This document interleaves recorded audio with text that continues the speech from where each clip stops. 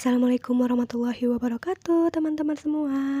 Alhamdulillah, pada pertemuan kali ini kita masih diberikan kesempatan untuk bisa belajar online. Nah, pada hari ini jangan lupa untuk mengisi daftar hadir ya. Pembelajaran hari ini kita akan membahas mengenai tata penulisan surat. Nah, tata penulisan surat ini akan dibagi menjadi dua bagian. Untuk yang sekarang, kita akan membahas mengenai bagian ke-1 tentang bahasa surat. Yuk langsung saja kita simak pembahasannya. Baik, seperti yang kita ketahui, salah satu fungsi dari surat adalah sebagai wakil si pengirim atau penulis surat untuk membangun komunikasi dengan penerima atau pembaca surat. Nah, hal ini dapat tercermin dari bahasa surat. Bahasa surat merupakan bahasa percakapan yang tertuang dalam bentuk tulisan. Agar maksud dari pesan dapat tercapai, maka usahakan bahasa surat itu tampak hidup. Artinya, ketika pembaca surat membaca isi surat seolah-olah penulis dan pembaca surat ini sedang berhadapan secara langsung. Nah, bahasa surat biasanya memiliki ciri-ciri. Yang pertama yaitu jelas isinya, lugas, hormat dan sopan, serta berkepribadian. Untuk lebih lengkapnya, mari kita masuk ke pembahasan yang pertama. Yang pertama, bahasa surat haruslah jelas. Bahasa surat yang jelas maksudnya tidak hanya mudah dimengerti, tetapi harus terbebas dari salah tafsir atau rancu, sehingga data-data yang dituangkan dalam surat sesuai dengan sasaran yang diinginkan. Adapun bahasa dalam surat juga harus dapat menjelaskan siapa yang membuat surat itu, kepada siapakah surat itu ditujukan. Nah, oleh karena itu, surat harus menggunakan pilihan kata-kata yang cermat, kalimat yang utuh, tidak menggantung, dan tanda baca yang benar. Lebih jelasnya, penggunaan kata itu sebaiknya yang pertama sederhana dan tidak menimbulkan pengertian ganda. Yang kedua, menghindari kata-kata yang asing atau kata-kata daerah, kecuali istilahnya memang baku dan sulit untuk dicari padanan kata dalam bahasa Indonesianya. Bahasa surat yang kedua hendaknya lugas. Lugas artinya sederhana, praktis, bersahaja, atau simple.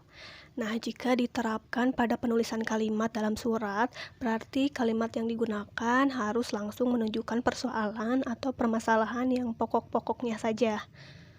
Jadi, tidak usah bertele-tele serta dapat mengungkapkan gagasan secara tepat sesuai dengan maksud yang dikehendaki. Lebih jelasnya, penggunaan kalimat dalam surat itu harusnya yang pertama singkat dan tidak berbelit-belit. Jadi, hilangkan saja unsur-unsur yang tidak diperlukan. Yang kedua, satu kalimat harusnya memuat satu pokok pengertian. Jadi, hilangkan saja hal-hal yang berbau basa-basi.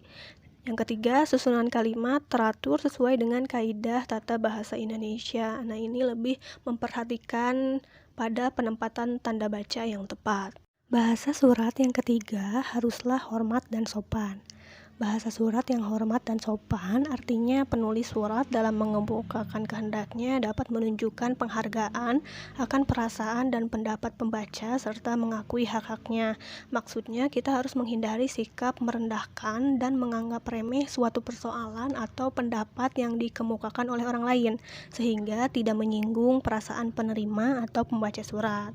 Nah, dalam penulisan surat itu lebih mengutamakan azas sama derajat. Artinya, biarpun posisi penulis lebih kuat atau lebih tinggi, hendaknya tetap menulis surat dengan hati-hati dan sopan. Nah, demikian pula sebaliknya. Jika posisi penulis lemah atau lebih rendah, tidak perlu merendahkan diri yang keterlaluan. Bahasa surat yang keempat haruslah berkepribadian. Nah, maksudnya dalam menulis surat kita harus menggunakan kalimat, kata-kata, atau ungkapan yang telah umum dipakai dan dikenal dalam kehidupan sehari-hari. Nah, hal itu bertujuan dengan maksud supaya surat itu lebih menarik. Nah, kita harus menghindari penggunaan kalimat, ungkapan, atau kata-kata yang telah usang. Misalnya, sika kiranya. Nah, pada zaman sekarang pasti orang-orang bingung dan tidak tahu apa itu sika kiranya. Nah, maka dari itu kita harus menggunakan bahasa yang lebih umum. Misalnya diganti dengan saya kira atau saya rasa. Nah, untuk pertemuan kali ini tentang tata penulisan surat bagian 1 dicukupkan sekian.